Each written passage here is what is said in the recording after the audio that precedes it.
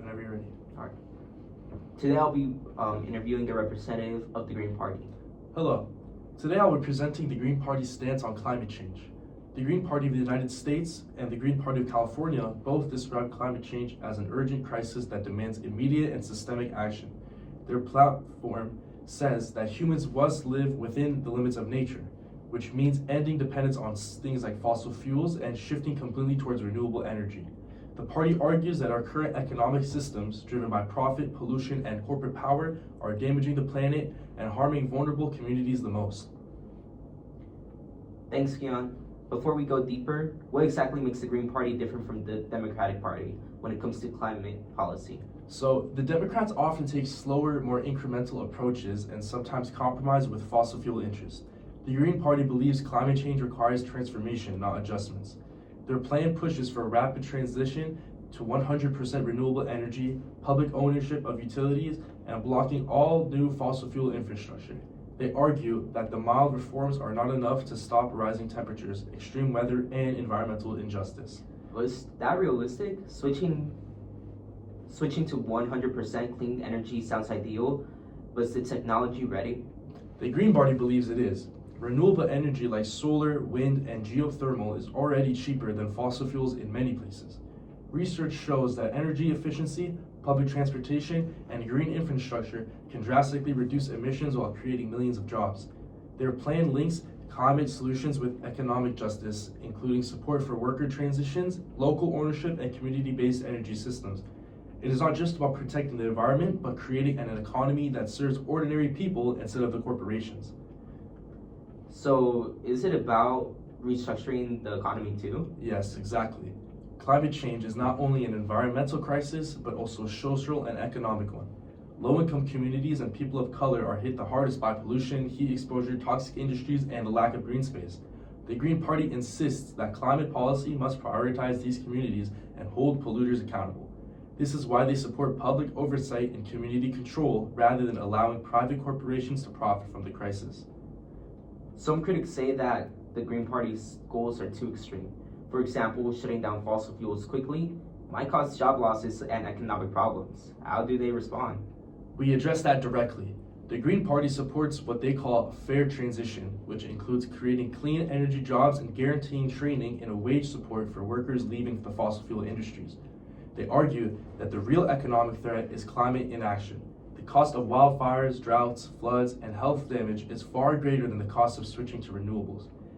We say we either pay the way but only one path leads to a sustainable future. What about agriculture? Emissions also coming from industrial farming.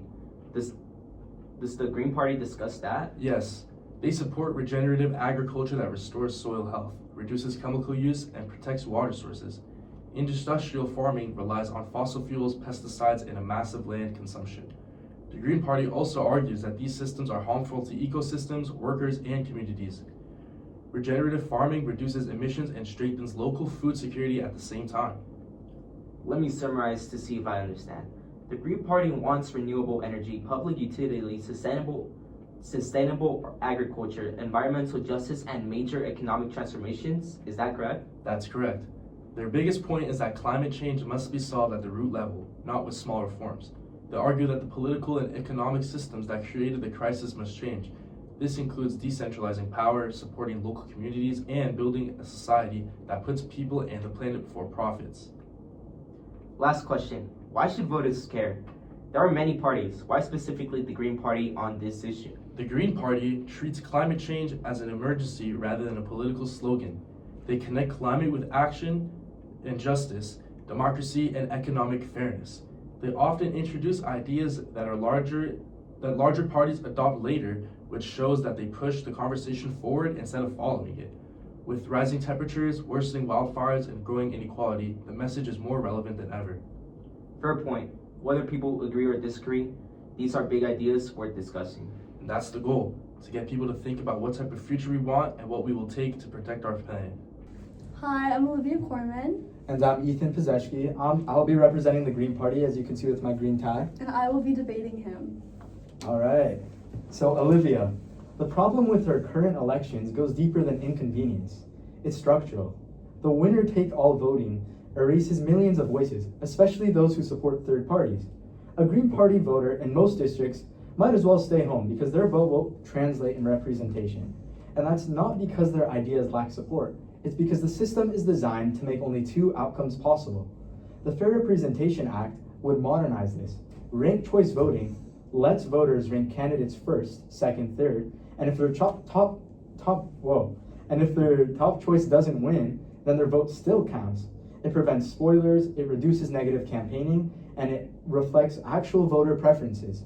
Cities, states, and even entire countries already use it effectively. And multi-member districts would allow proportional representation, meaning if a district elects 5 representatives, roughly 20% support earns 20% representation. And you get a conservative voice, you get a progressive voice, you get a moderate voice, all from the same district. It's possible. That is a Congress that mirrors the country, not one filtered through two parties. A system from the 18th century shouldn't dictate a 21st century democracy. I think you're underestimating the value of the system we already have. The simplicity of the winner-take-all is a strength, not a flaw. People know exactly who represents them. They know who to call, who to hold accountable for, and who to vote out. Ranked choice voting may work in smaller cities and states, but scaling it nationally could confuse voters and create distrust. Multi-member districts also dilute personal responsibility. If 5 people represent me, who is actually responsible when something goes wrong? And regarding to the founders, they created the Electoral College and single-member districts for a reason, to balance power, prevent domination by large states, and maintain stability.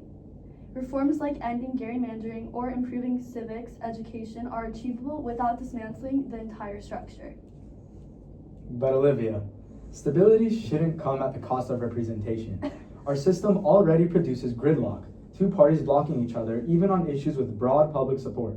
Proportional systems around the world show that multi-party cooperation can produce thoughtful policies because coalitions must appeal to more than one ideological group. Ranked choice voting is not confusing. Maine, Alaska, New York City, even San Francisco, they are all diverse populations that have adapted immediately to ranked choice voting. Ballots become more expressive, not more complicated. And about the founders, which you brought up, they intentionally created a framework that could evolve. They didn't anticipate political parties at all, let alone a two-party monopoly. I genuinely think they would say that the purpose of elections is to reflect the will of the people and not to preserve outdated structures at the cost of fairness. I understand your frustration, but proportional representation could also increase instability. Short-term coalitions, shifting alliances, and parties that hold the government hostage. The U.S. needs steady, predictable governance. Large structural reforms could create new problems even as they solve old ones. And while I agree some votes feel wasted, the solution isn't to overhaul the entire system. We should start with fixing gerrymandering, improving voter turnout, making ballots accessible, things that strengthen democracy without rewriting its foundation.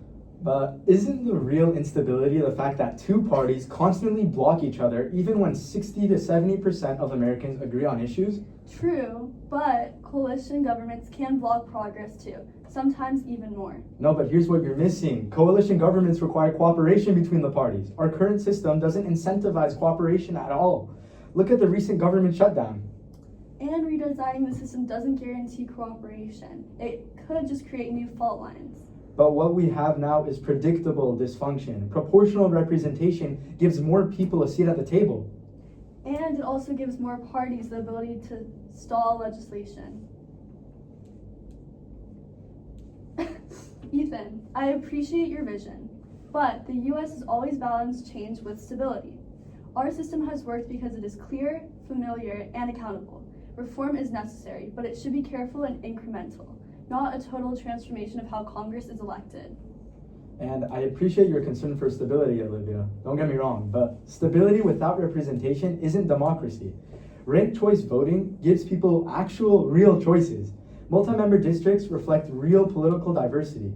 The Fair Representation Act brings our elections into the modern era, where every vote matters and no vote is discarded. The system must evolve now if it's going to serve the people it represents. Okay. Starting on economic equality and over-tourism in Hawaii, we should allocate resources to the native Hawaiians because they're suffering from homelessness. About 4,448 recorded people are experiencing homelessness in Hawaii. 51% are Native Hawaiian, which only accounts for 10% of the Hawaii population. This has to do with over-tourism and that tourists get priority for temporary housing while Native Hawaiians can barely scrape by. Additionally, individuals from the mainland wish to seek permanent residence within Hawaii, causing disbalance and cannot be solved quickly without helping the Native Hawaiians. I firmly believe that we should not prioritize allocating economic resources to aiding Native Hawaiians only. While I can empathize with their struggle of being pushed out of their natural homelands, we have to think about the long-term cost of only focusing on one group. As a government, we need to prioritize the well-being of the majority while still providing aid to the minority. Therefore, I propose a plan that focuses on ensuring economic equality for citizens through wealth redistribution and a robust social safety net. This plan will allow everyone to be on a level economic playing field. Only focusing on Hawaiians ignores the struggles that everyone else in the country is facing. It is irresponsible to only focus on one minority group when there are much larger groups that are struggling. While I do agree allocating resources can help, this is an issue to which the Hawaiian government cannot solve on their own. The needs of the Native Hawaiians is an issue the federal government does not want to get involved with solely because it is a state issue, while the state is not handling it well and fast enough for the other Native Hawaiians that are suffering. We would redistribute wealth by increasing taxes on large corporations. These corporations are the entities causing the most harm to our planet because their production leaches toxic chemicals into the atmosphere, depleting the ozone layer and exacerbating climate change. With the money we get from said taxes, we will be able to funnel that income into Medicare and Medicaid programs and SNAP and other means of helping those in our communities that are struggling.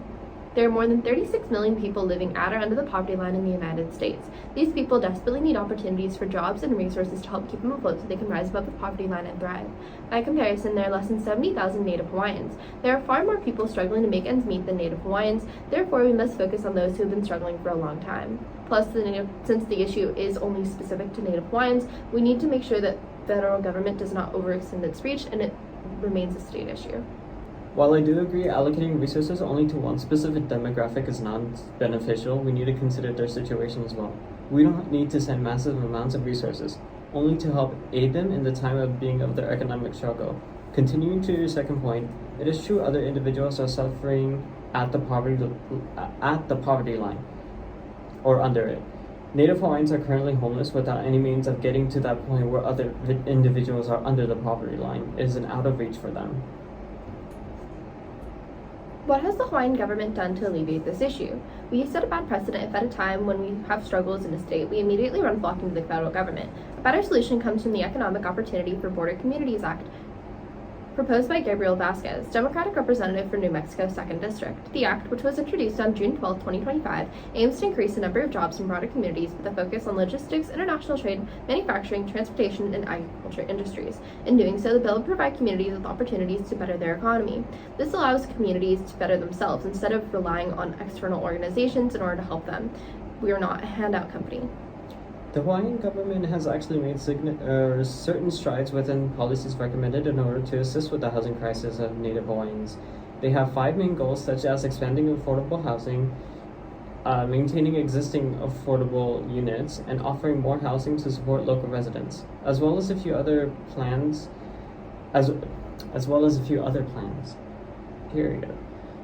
Congress has a legislation that is an ordered report to which 1/4 of bills make it out of the stage. It brings power back to the Hawaiian government to handle their own situations and have committees to solve their own problems rather than relying on the federal government in accordance with the law. Helping Native Hawaiians is not my main goal. My main goal, as aforementioned, is to ensure economic equality throughout the United States. While there are some measures we can take to help Native Hawaiians, we cannot focus solely on the issue of Native Hawaiians because it wouldn't fix anything long term. As a country, we need to focus on everyone. By focusing on only a minority population, we lose all governmental legitimacy. Given that the Hawaiian government has already made improvements on the issue, why is it necessary for the federal government to intervene? If this is strictly a state issue, shouldn't it be up to the state's jurisdiction on how to handle it? The separation between federal and state's powers was intended to allow for states to handle their own internal issues. I don't see why the federal government should be involved if Hawaii has been handling the issue effectively. Plus, Hawaii has better infrastructure in order to handle the issue, given that it is a local state issue.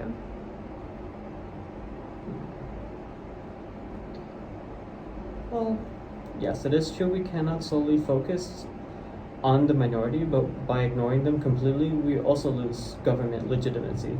Think about how many indigenous people had to go through already. We already pushed them out of their lands. Everything was once theirs, and then onto reservations. Then we limited the amount of land they have on reservations. We have taken so much away from them that has already completely unethical for us to continue the cycle of abandoning the people of our nation who lived here first. Think about the Trail of Tears, the amount of time it took for them to get voting rights in America, etc. We can focus on both issues at once, as well as if we're able to help the Native Hawaiians that they can return the favor back once their economy bounces back. This is an issue that requires unity and morality, not an issue of how this will work long term, as the Native Hawaiians may not have that time to survive. I'm not proposing that we completely ignore the minority. I am merely suggesting that we operate how our government was intended, to allow states to handle their issues without unnecessary federal government. There is a reason why we have separation of powers, to ensure that matters are handled by the appropriate body of government. Given that this issue only impacts Native residents of Hawaii, it seems unconstitutional to have federal government intervene. Because economic equality is an issue that applies to all Americans, this is clearly something that should be handled by the federal government and not one state, because that would force everyone in the country to listen to one small body when the issue applies broadly. I agree with you that the historical treatment of indigenous peoples has been horrible, but as you stated yourself, the Hawaiian government has been making strides in mitigating this issue, making federal involvement unnecessary. You have given a strong point into viewing the perspective of the state. I feel as if I have to agree with you on your behalf of the strides of the Hawaiian government is making, as well as Congress. Thank you for this debate and for your perspective. And I agree with you. Hawaiians should not be ignored entirely, because that sets a bad precedent that only the majority matters, and that is not true in the slightest. Minorities are important to our country, but we have to make sure that we balance their needs with the needs of the majority in order to ensure governmental action is beneficial for all citizens. Thank you for debating me on this topic. I have gained a lot of insight into how the importance of protecting Native Hawaiians from over-tourism. Hello, Mr. Green. Thank you for coming in today. Of course, thank you for having me. I do not want to waste your time, so I'll just begin. I've invited you to discuss the beliefs on gun control and what your party, the Green Party, believes in. Of course, I'll be speaking on behalf of the Green Party, and you'll speak on behalf of who? My party doesn't matter. You're the guest, not me. Recently, there has been a rise in gun violence and deaths related to guns. What do you and your party plan in order to solve this problem? Well, the Green Party wants to make sure that people can still exercise their right to the Second Amendment, but we do care about protecting others as well. The best way to do this is by reforming how people receive firearms. How do you do this exactly? Well, there was this bill, the S-1260, or Brady Handgun Violence Prevention Act, a bill sponsored by the Senator of Maine, George Michel. This act would make it illegal to provide guns to anyone without a firearm license. Mm-hmm. Not only that, but no one with any felonies, mental health issues, or record of violent crimes would not be able to receive a license for a firearm. That's ridiculous. People already need license to buy guns, and this is a ridiculous act this is what we already have. That's not true. There are many loopholes, such as buying a gun in a different state, and military personnel also have less restrictions. Even if that is true and this is wrong, restricting people from bearing arms goes against the Constitution. This is too impractical of a solution, because what's stopping people from buying it and selling it to another friend? The same restrictions as we have now. It's already illegal to buy guns from a non-licensed seller. Not only that, it's good to start one step at a time and see improvement bit by bit. Okay, but this won't stop gun violence. There's no point to pass a law that won't stop the problem. Well, maybe that's what others thought, because this bill died in Congress. But the point of all these bills isn't to completely get rid of the problem, but to reduce it. How would this reduce gun violence in schools? Then that's what most people are worried about when thinking about gun violence. Kids already can't buy guns, so this bill is redundant. What is this bill going to ensure? The prevention of committing crime and preventing these shooters from the death penalty. Well, kid takes guns from the parents, and if the parents fall under any of these restrictions, it would prevent these kids from taking the guns. As for death penalties, the Green Party does not really believe in death penalties. Oh, okay. How do you plan on punishing those who commit serious crimes if you don't believe in the death penalty? With death penalty, it will show that the crime is very serious. Well, killing is inhumane. Just punishing them with life sentences is big enough. You're kidding. I get it. People not buying guns at all. It's a joke. Well, thank you for coming in, Mr. Green, and I think your segment is up. Alright. Hi, now this time I'm going to be a member of the Green Party. And I'm going to be debating Olivia's perspectives of the Green Party. Alright, so, Ethan. Reproductive rights are not an abstract policy debate, they are fundamental human rights. The ability to access contraception, receive safe maternal care, and decide whether or not to have children is essential to bodily autonomy, gender equality, and basic human dignity. When people are denied reproductive health care, their freedom, safety, and economic future are all restricted. Senator Bryan says reproduction rights are human rights, and he has an act from 2025 directly that addresses it. It adds a provision to the U.S. Foreign Assistance Act requiring that the State Department's annual human rights reports include a dedicated section on reproductive rights. That means reporting on access to contraception, maternal care, safe abortion services, and whether women and LGBTQI plus people and people with disabilities face discrimination or abuse in medical settings. This aligns with international human rights standards, including World Health Organization such as the 2022 Abortion Care Guidelines, which call for safe and legal abortion, non-discrimination, and protection from coercion. It also recognizes serious abuses such as forced sterilization or denial of care. So, the Green Party supports this wholeheartedly.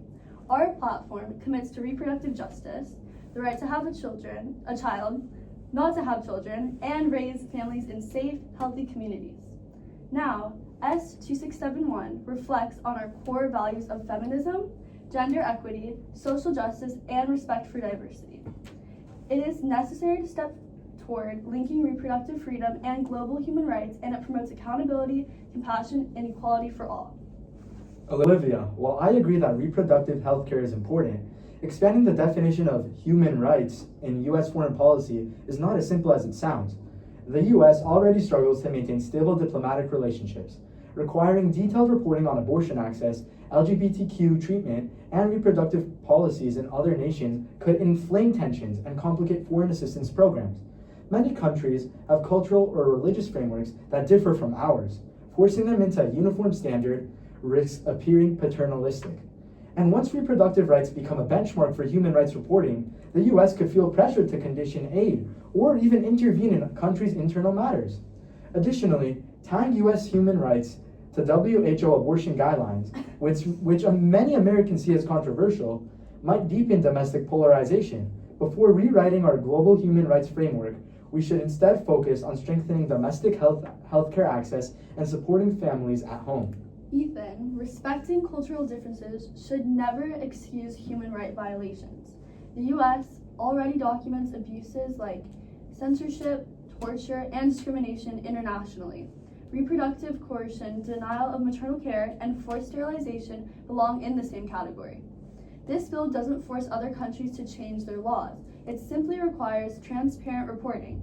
Sunlight creates accountability, and aligning with WHO guidelines ensures we globally recognize evidence-based standards. The idea that reproductive rights polarize Americans is exactly why clarity is needed. Human rights should not depend on political convenience. They should depend on dignity, equality, and bodily autonomy, values the Green Party champions. But Olivia, with all due respect, expanding human rights reporting doesn't happen in a vacuum. Once reproductive policies become part of that assessment, it will inevitably influence foreign aid, diplomacy, and international expectations. Countries may see it as the US imposing moral standards on them, rather than engaging respectfully. Furthermore, reproductive issues involve deep ethical questions about life and autonomy. Treating them solely as a rights issue oversimplifies the complexity. I'm not opposed to improving healthcare or preventing abuse, but mandating nationwide reporting on abortion access worldwide could strain relationships and blur the line between humanitarian concern and ideological export. Tell me, should the US really risk diplomatic fallout to evaluate abortion laws in countries that fundamentally disagree? Well, if those laws cause harm, coercion, or discrimination, yes. Human rights don't stop at national borders. But isn't it more constructive to improve healthcare systems without redefining human rights for other nations? Well, transparency is the first step to improvement. So you can't fix what you refuse to measure. Still, let's be fair. Reporting could be seen as moral pressure rather than cooperation with them. And silence could be seen as endorsing abuses. Human rights require courage, not comfort. Olivia, I respect your commitment, but foreign policy must balance ideals with diplomacy. Expanding human rights reporting to include reproductive policies risks misunderstanding, interference, and further division, both internationally and at home. We should improve reproductive health care, but not by reshaping global human rights standards in ways many nations across the world would reject. Well, Ethan, dignity and autonomy are not negotiable. Reproductive rights determine whether people control their own bodies and their future. The Reproductive Rights Are Human Rights Act brings global transparency, protects people from abuse, and affirms that every individual deserves freedom, equality, and compassionate care. That vision reflects the Green Party's commitment to justice and is the direction our policies should move. By the way, I really like your green tie. Thanks. I wonder who gave it to me. Okay. I think All right. So, why should I join the Green Party? You should join the Green Party because of our 4 key pillars, which are democracy, social justice, ecology, and peace. These 4 pillars are carried out through every single one of our key party platforms. So, as with the Green Party, you can think that we are very environmentally friendly. But we're more than that. We also like to think about ourselves as socially just. So we are in favor of free continuing education. We are in favor of economic equality. We are in favor of justice for Native Hawaiians. We are in favor for basically any type of minority getting the same treatment as the majority. We want to make sure that any person who has a history of discrimination is able to rise within the current standing of their life so that they can improve, because historically we have not been treating our minorities in a way that is very respectful, especially now after they have experienced so much. So we want to make sure that they are able to be treated as equal citizens within our broader society. And how would you go about these issues? What is the solution to these problems? With regards to economic equality, we would go about a large redistribution of wealth by increasing taxes on large corporations. And by doing this, we would also try to eliminate greenwashing. We would focus on using a lot of forms of legislation in order to help minorities who are in the categories of being oppressed. So we want to make sure that everyone has rights to voting, everyone has rights to the same amount of education. We want to make sure that people have the ability to have a green life, essentially. We want to make sure that our planet stays habitable for many generations to come. And the current way that we have been treating our planet is not a way in which that could happen. So we need to go about a complete reformation of the way that we conduct our policies with regards to companies. So we need to eliminate the carbon emission taxes, and we just need to start punishing people a lot more instead of giving them the ability to just release emissions and then pay us for it. We need to stop them completely from releasing these emissions, because that is what is harming our planet. There's only so much you can do with money to help stop a problem that's already continuing to be a problem, because nobody cares about the environment anymore. We need to force them to care about the environment, because this is our only planet that we get. You make some very strong points, and I actually am very interested. Could you explain really quickly what greenwashing means? So greenwashing is where companies will use certain types of marketing that seems like it's in favor of the planet, when in reality it's just tricking you into thinking that it is. So it'll have a little tree on it, and it'll use marketing terms like that are not based in fact or not based in any actual standing. So it'll say that it's hypoallergenic when that isn't a regulated term by the by any agency that releases products. So instead, it'll just say those words to make you convince you that these products are safe for your body and safe, when in fact they are just all marketing gimmicks meant to make you purchase things with the guise that they are safe for you when they're not. We want to encourage companies that are actually small businesses who are trying to help the planet instead of companies that are just trying to make it seem like they are in terms of their community involvement standards. All right. Well, thank you for your time. That was very enlightening. I'm glad that I could help you learn some more about the Green Party. Thank you. Thank you.